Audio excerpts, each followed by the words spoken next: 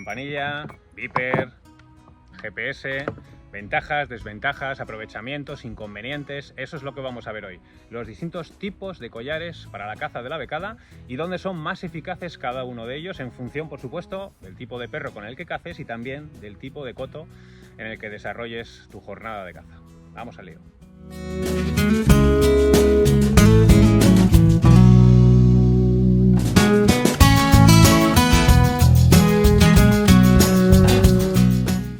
Bien, pues vamos a empezar con el más tradicional, con el más antiguo, con el más económico y también de paso con el único que no recomiendo. Luego os explico por qué. Me refiero a la campanilla, al cencerrillo, como vosotros lo llaméis. No tiene mucha ciencia, no hay demasiado que explicar. Básicamente se cuelga del collar, de cualquier tipo de collar que lleve el perro, y lo que hace es acompañar su movimiento, su ejercicio, para que nosotros a través del oído podamos saber por dónde anda el perro. Esa es toda la funcionalidad que tiene. Ventajas, bueno, pues si tienes un perro que caza cerca, esto es absolutamente esencial, porque en el momento que se largue más allá de los 80, 90, 100, no sé, depende también de la orografía del terreno donde cacemos, pues por mucho cencerro, mucha campanilla que lleve, no le vamos a escuchar. Tiene bastantes desventajas. La primera de ellas es que escuchamos el movimiento, el ejercicio del perro. Obviamente cuanto más intenso, más suena, pero en el momento que el perro se queda en muestra, dejamos de saber dónde está. Bien, y esto puede parecer un problema o no. Cuando cazamos en una zona abierta, como puede ser un robledal, bueno, pues ahí la visual es más fácil, a lo mejor sí que estamos viendo al perro y nos resulta más sencillo llegar a él. Cuando cazamos en una zona de boj o de encinas, en terrenos muy boscosos, el hecho de no tener fijada la ubicación nos permite que, aunque más o menos sepamos por dónde andaba, a lo mejor llegar a él no sea tan sencillo, e incluso sin necesidad de quedarse a muestra. Muchas veces el perro está cazando, detecta una emanación, no la tiene fijada, en ese momento adopta un comportamiento de prudencia, relaja el ejercicio, y si no tenemos al perro excesivamente cerca, la campanilla no va a hacer suficiente efecto como para poder ubicar, posicionar al perro y acudir a la muestra. Decía, no lo recomiendo. Esto, por supuesto, es una opinión personal. Luego cada uno tiene, ¿cómo se dice? Cada maestrillo tiene su librillo. Yo personalmente me parece una herramienta tremendamente molesta, ¿vale? Tener en cuenta, insisto, que esto va acompañando constantemente al perro, constantemente.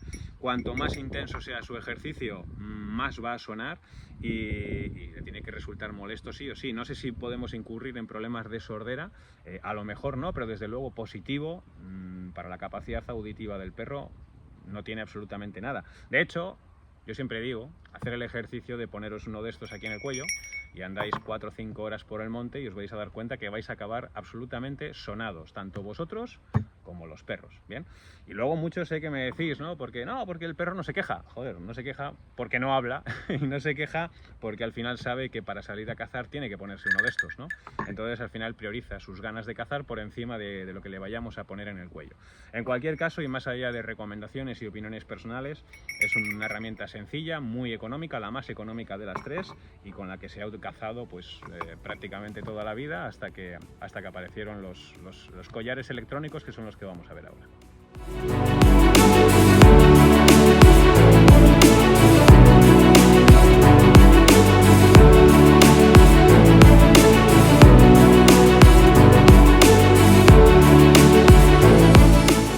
Bien, pues ahora vamos con los Vipers, que en esencia son una campanilla electrónica.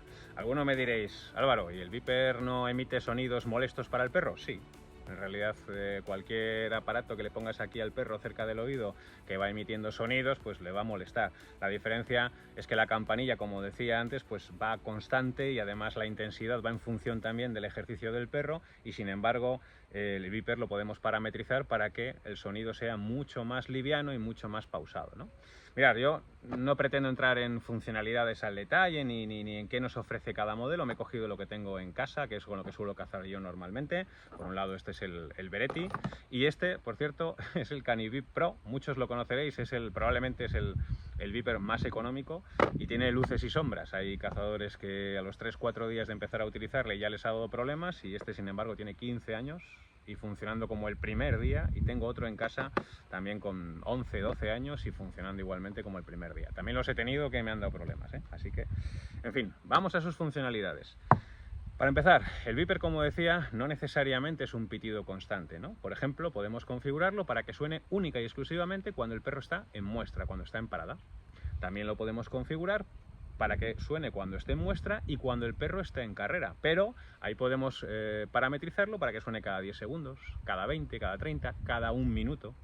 Bien, por lo tanto el sonido no es constante y por lo tanto es menos molesto.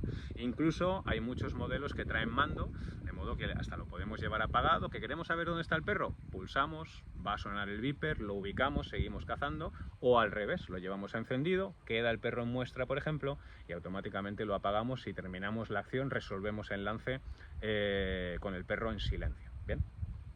Más aspectos a reseñar, por ejemplo, podemos configurar los sonidos, la intensidad del sonido. Hay cazadores que puedan estar, oye, parecer sordera de un oído, del otro, de los dos, y automáticamente necesitan que el sonido sea lo más alto posible para escucharlo con facilidad o no, y entonces lo que vamos a hacer es reducir el sonido, hacerle más liviano la caza al perro y a nosotros funcionar con ellos igual. ¿Cuál es el área de aplicación o dónde es más eficaz el beeper? Pues yo diría que en cualquier tipo de coto donde nuestro perro no se alargue más allá de los 200 metros, ¿bien? Porque entonces no vamos a escuchar el beeper, ¿bien? Es decir, si nuestro perro caza cerca o razonablemente cerca, el beeper es una herramienta tremendamente eficaz. Si caza más lejos, pues no nos va a servir absolutamente de nada y tendremos que pasar al GPS, que es lo que vamos a hablar después. Bien. Luego, yo creo que es especialmente eficaz cuando cazamos en zonas muy cerradas, muy boscosas, donde muchas veces no es una cuestión de que el perro se largue más o menos, sino que sencillamente lo tienes a 5 o 10 metros y no lo estás viendo, ¿vale? Por lo tanto, ahí otra vez el beeper se vuelve tremendamente eficaz, porque además, a diferencia de la campanilla, no simplemente sigues de oído al perro, sino que le puedes ubicar y posicionar fácilmente cuando está en muestra. Y además hay beepers, por ejemplo el Beretti, que nos da una particularidad de configuración que a mí me gusta, y es que ya solo por el oído, en función del sonido, incluso puedes intuir el comportamiento del perro, ¿no? Si ha estado en muestra y ha roto la muestra, pero la ha roto y sigue con un comportamiento prudente, o de pronto arranca o a correr, ¿vale? Y al revés. Entonces eso te da bastante información a la hora de cazar con el perro, pero insisto, no porque lo lleves muy lejos y no sepa dónde está, sino porque a veces sencillamente, oye, cazas en bog, lo tienes al lado, pero no lo estás viendo y por lo tanto necesitas de ese apoyo acústico. Bien. Y si me permitís, voy a aprovechar para desmontar un mito que rodea a los collares electrónicos y que está muy relacionado con el comportamiento de la sorda, ¿no? Que en los últimos años, al menos en algunos casos, pues es muy nervioso, se levantan antes de que llegue incluso el perro a la muestra, y hay mucha gente que lo asocia al beeper, al sonido del beeper. Bien.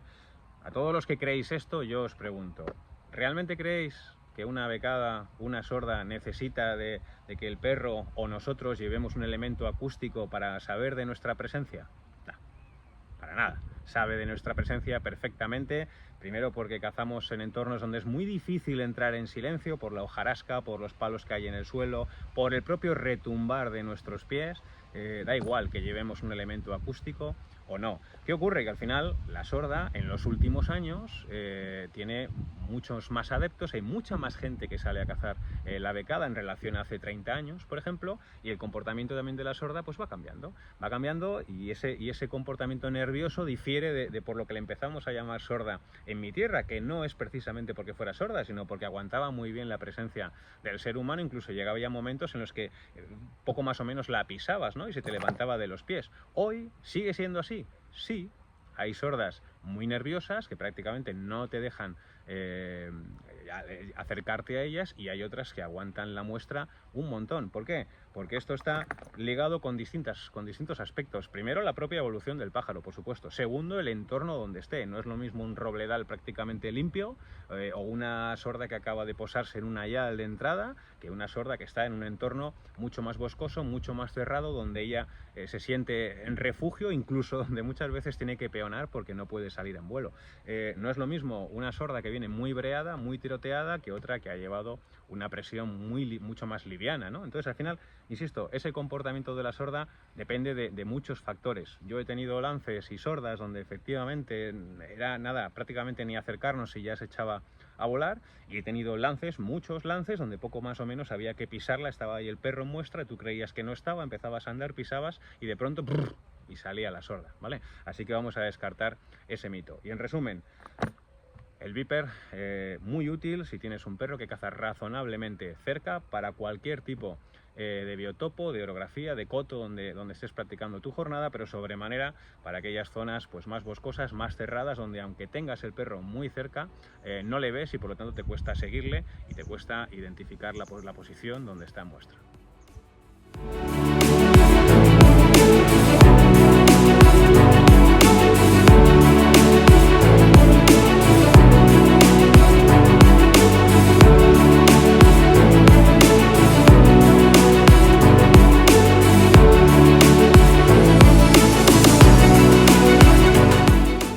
Bien, y llegamos a la tercera de las opciones, que son los collares GPS, probablemente también los que más discrepancias generan entre los cazadores. Aquí tengo los míos, los que utilizo normalmente. Por un lado el Dogtrace, que es el que he utilizado estos últimos años, el que habéis visto en los reportajes de caza. Y por otro lado este, que es una de mis adquisiciones más recientes, el de teleseguidor, que lo estoy probando y de hecho me está gustando bastante, ya os contaré. El caso es que tampoco voy a entrar al detalle de modelos, de funcionalidades específicas, simplemente os voy a hablar a nivel general, ¿bien? Y por ahí tenemos GPS que nos dan la funcionalidad de seguimiento del perro y nada más. Tenemos otros que además del seguimiento incorporan funcionalidad Viper, por supuesto mayor o menor medida, pero ninguna alcanza las opciones, la calidad de Viper, digamos, ¿no? Que te ofrece un collar electrónico específico. De hecho, yo por eso utilizo siempre un GPS y además un Viper.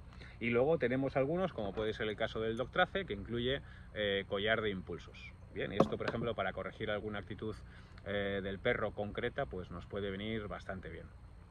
Desventajas. Básicamente la única que le veo es la lentitud a la hora de ubicar al perro, ¿no? Estamos cazando, de pronto el perro se queda en muestra, me da igual si el receptor o el móvil, porque hay muchos GPS que tienen aplicación móvil, te la descargas en el teléfono y listo. Tienes que buscar, sacar o descolgar de aquí, mirar, está a 100 metros, ubicarle. Bueno, pasan unos segundos que a veces la sorda no les concede y otras veces pues no les concede. Para mí sería seguramente la única desventaja. Ventajas todas. Desde que puedas controlar a un perro que vaya 500-600 metros, como decía, porque no hay otra opción, a nivel de seguridad, por supuesto, y esto es una de las cosas que de los aspectos que a mí me invitó a empezar a utilizar este tipo de collares, la seguridad. He tenido algún incidente con perros, no quiero volver a tener que sufrirles, y la tranquilidad de en todo momento poder ubicar al perro, incluso ya no solo porque se despiste, sino sencillamente porque, no sé, se cae una torca y si no tienes un GPS y puedes ir al punto exacto donde está, pues actúa la divina providencia y fenomenal, o igual no recuperas al perro y se queda allí, ¿no? Por supuesto, luego le podemos dar el uso que nosotros queramos y llegar hasta donde nosotros queramos, ¿no? A través del receptor o del móvil podemos llegar a casa y ver cómo ha cazado el perro, ver si ha buscado bien, si ha laceado bien, qué zonas ha mirado, incluso dónde ha estado en muestra y no nos hemos enterado. Bueno, podemos aprovechar la información como nosotros queramos y por ejemplo, pues este ejemplo que hago de poner, pues luego al día siguiente si vamos al mismo coto, pues ir a aquella zona donde veo que estuvo parado y yo no estuve, ¿no? A mí personalmente no me gusta cazar con él y entiéndase el comentario.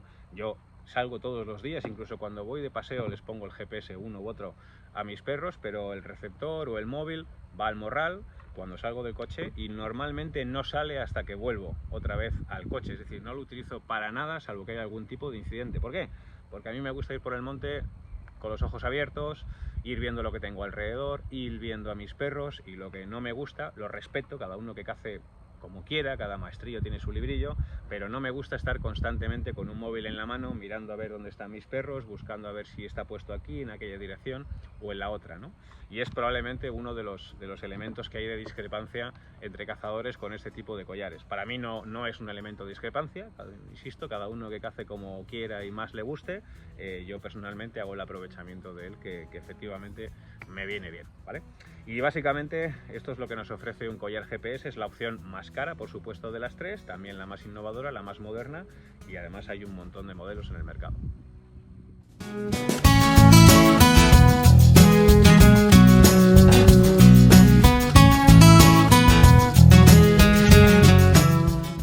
Bien, pues estas son las tres opciones, o al menos las tres opciones que yo conozco de collares para la caza de sorda: campanilla, Viper, GPS. Ya os he dicho que la campanilla es la única que no os recomiendo. La que os recomiendo siempre es el GPS, aunque simplemente sea por la seguridad de saber dónde están vuestros perros y que los podéis localizar en cualquier momento.